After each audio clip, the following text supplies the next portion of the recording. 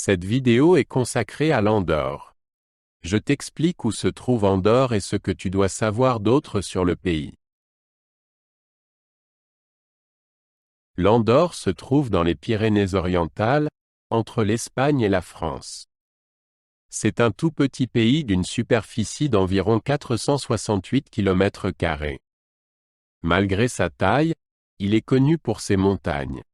Le point culminant est la Coma Pedrosa, à 2942 mètres.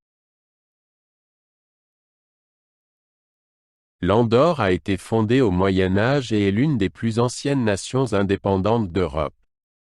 Elle a une forme de gouvernement particulière, une coprincipauté parlementaire. Les coprinces sont le président français et l'évêque d'Urgell en Espagne.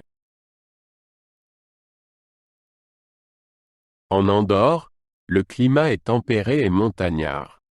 Les hivers sont froids et enneigés, idéaux pour le ski. Les étés sont doux et les températures dépassent rarement les 25 degrés Celsius.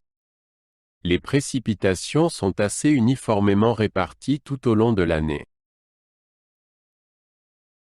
L'Andorre compte environ 77 000 habitants. La plupart des gens parlent le catalan, qui est également la langue officielle. Mais il y a aussi beaucoup de personnes qui parlent espagnol et français. L'espérance de vie est élevée et les soins de santé sont bons. La capitale d'Andorre est Andorra la Vella. C'est aussi la capitale la plus haute d'Europe, à une altitude de 1023 mètres. La ville compte de nombreux magasins et restaurants. Le siège du gouvernement s'y trouve également. Le tourisme est la principale activité économique d'Andorre. Les montagnes attirent de nombreux skieurs et randonneurs. De plus, Andorre est connue pour ses achats hors taxes. L'agriculture et l'industrie jouent un rôle secondaire.